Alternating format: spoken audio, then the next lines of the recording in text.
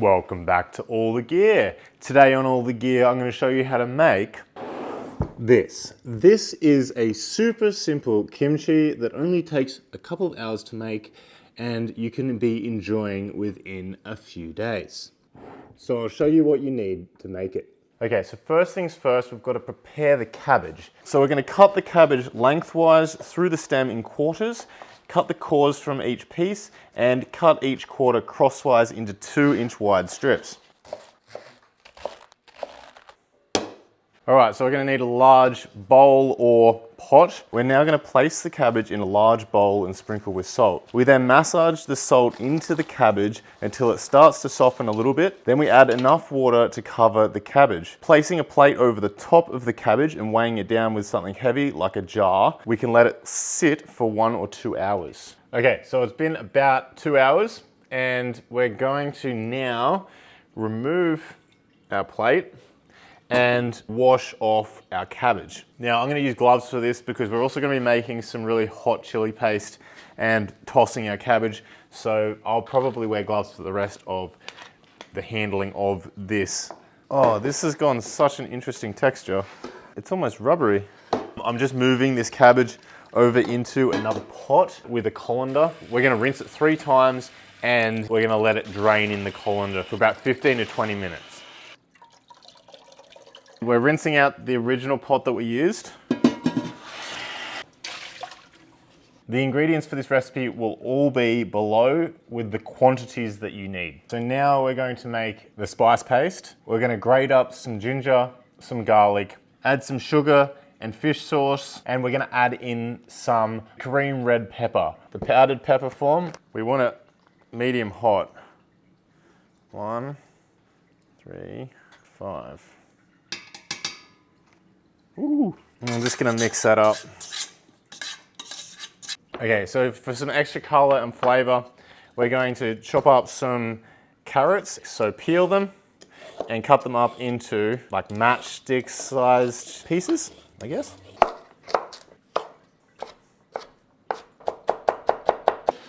Add that to the spice paste. And we're gonna add some fresh spring onions from outside in the hydroponic system as well. So we'll just cut them off where we can regrow them.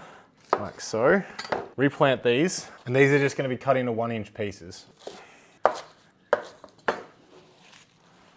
So here is our spice paste, spring onion, and our carrot. And we're going to add in our cabbage. So I'm just going to lightly squeeze all the water out that I can. Add that in to our paste mix, like so.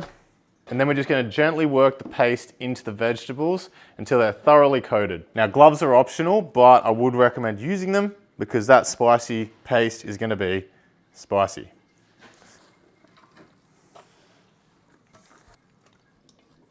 And now we're just going to add them into some jars, squeezing them down until the liquid presses up and covers the vegetables. So what we're trying to achieve here is lactofermentation. This process uses lactic acid bacteria naturally present on the vegetables to consume the sugar within the vegetables and create lactic acid. For this fermentation to work properly, it requires salt and an oxygen-free environment. And this is why we're trying to submerge all of the vegetables in the water that's been extracted from them by osmotic action because of that salt. So with the one that's less full, it's actually easier for me because I can use a full jar to keep the kimchi submerged. And I'll just close that up, put that aside. And for the last two, a couple of shot glasses will do the trick. So I'll just put the shot glass in, holding the veggies down.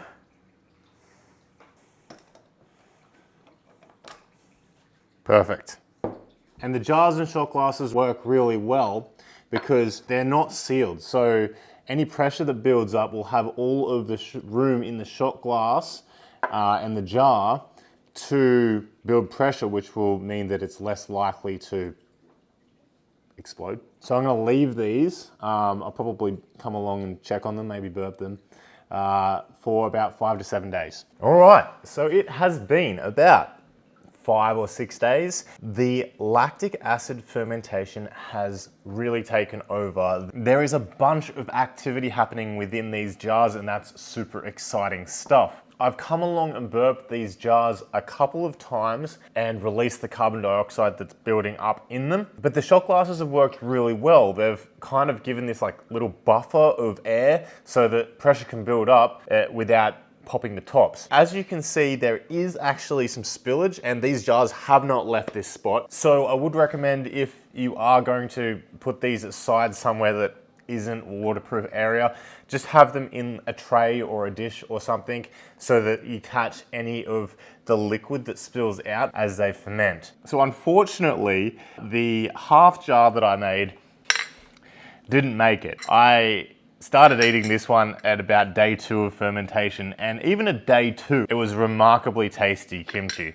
And you can pretty much eat this from day 1 through. I'm actually very keen to see what this 6-day-old kimchi tastes like, given the amount of activity that I've seen in these jars. And there is bubbling happening on the top of the jars even as I speak. Let's have a taste.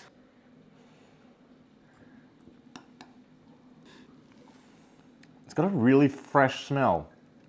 It's definitely got some of that ginger and the garlic coming through. Let's see how it tastes. That's a good amount of chili. That's a good amount of spice. It's like, it's very much a spicy sauerkraut, except that it's a lot more, I would say that it's a lot more moist than a lot of sauerkrauts that I've had. It's definitely got its own distinct flavor and character. That is delicious. Let's get some of the carrot. The carrot is definitely welcome in there. That is fantastic. And I know, because I had the half jar in the fridge, it's fantastic cold as well. This is definitely more complex the longer you leave it. And what's actually really interesting is it's not excessively salty, because we added so much salt to those cabbages, but we washed most of it off. So it was only the salt that had osmotically entered into the cabbage that we get in the kimchi. This is incredible, actually. I'm probably gonna make this for the rest of my life now. I'm extremely happy with this. And those shot glasses, they worked a treat to sort of submerge that kimchi as well. It just creates a moat, and not everyone's gonna have fermentation weights. So those shot glasses do the job absolutely perfectly. So thank you for joining me today on All the Gear, and I hope I left you with some ideas.